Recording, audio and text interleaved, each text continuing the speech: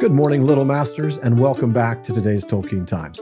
I'm the Man of the West, also from the Prancing Pony podcast, so let's go ahead and get started with Word Nerd Wednesday. And we had a lot of fun with words in the first series of the TTT. Dwarves, Sauron, Saruman, Meldon, Ranger, Fellowship and Company, Ettins and Ents, Halfling, and Bane. Now, I might have to stop doing some of those double word Wednesdays, or I'm going to end up like Bilbo with the dwarves. Confusticate and bebother these Word Nerd Wednesdays. Of course, I guess that means it's time for at least one more double then, as I take a look at confusticate and bebother. Now, everybody remembers the line when Bilbo was feeling positively flummoxed as the dwarves begin to eat the entire contents of his pantry. Who wouldn't be? Confusticate and bebother these dwarves, he said aloud. Why don't they come and lend a hand? Lo and behold, there stood Balin and Dwalin at the door of the kitchen, and Fili and Kili behind them. And before he could say knife, they had whisked the trays and a couple of small tables into the parlor and set out everything afresh. But do you know that confusticate was used by the dwarves, speaking of Bilbo, on 2 other occasions? In Out of the Frying Pan into the Fire, Bilbo, invisible wearing the ring, had crawled up to where Gandalf and the dwarves were arguing after their escape from the goblin tunnels. Gandalf had, rather unfairly one might add, berated Dori for dropping Bilbo, and Dori defended himself, explaining all the events that led to him dropping the Hobbit. At the end of this we read, "There was no time to count, as you know quite well, till we had dashed through the gate guards, out of the lower door, and helter-skelter down here. And here we are without the burglar. Confusticate him." And again, in Flies and Spiders, they're on a follow-up attempt to crash the Elven King's party. When they got to the edge of the circle of lights, they pushed Bilbo suddenly from behind. Before he had time to slip on his ring, he stumbled forward into the full blaze of the fire and torches. It was no good. Out went all the lights again, and complete darkness fell. If it had been difficult collecting themselves before, it was far worse this time, and they simply could not find the Hobbit. Every time they counted themselves, it only made 13. They shouted and called, "Bilbo Baggins! Hobbit! You dratted Hobbit! Hi! Hobbit, confusticate you! Where are you?" And other things of that sort, but there was no answer.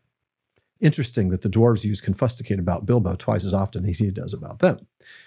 Bebother, on the other hand, was only used the once, but we're going to take a quick look at both. As usual, I want to start with what the Ring of Words and the OED have to say. Confusticate means to confound, and the OED quotes from the Hobbit as its most recent example. The word is, in effect, an elaboration of confuse with a Latinate suffix, sort of like the way a less than well-educated rustic or schoolboy might try to do if he wanted to sound impressive. Ring of Words goes on to say that the word also appears in a song from an 1866 play by W.S. Gilbert, later of Gilbert and Sullivan fame, and that there is a similar word, confuscate, recorded in a dialect from South Lincolnshire, with the same meaning but not nearly so good to say, as they quote. If for no other reason than it sounds just like confiscate, meaning to take or seize property as a penalty. Now, this idea of elaborating on an existing word by throwing on a phony Latin suffix was really interesting to Sean back when we covered this in Season 2 of the PPP, and he looked for more of them, finding bloviate and also flabbergastation, which Tolkien had actually used in an earlier draft of the first chapter of The Lord of the Rings, but eventually removed, which is a shame, really, because flabbergastation should be in everybody's vocabulary. As for bebother, Ring of Words says that it's found in the OED under the prefix be in the form bebothered. The use of the prefix adds the meaning of thoroughly to the word that it is used with, so it means to thoroughly bother, to be bothered.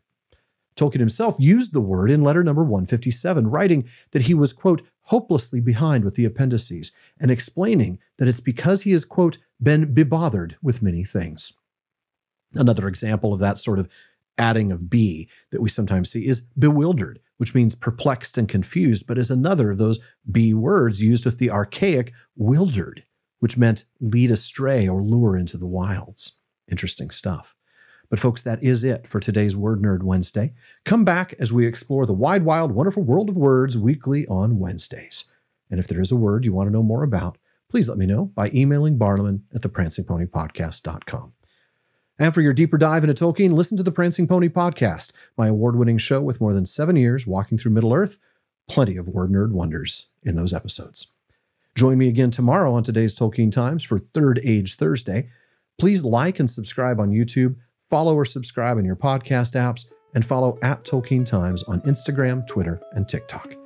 Finally, as Faramir says, go with the goodwill of all good men.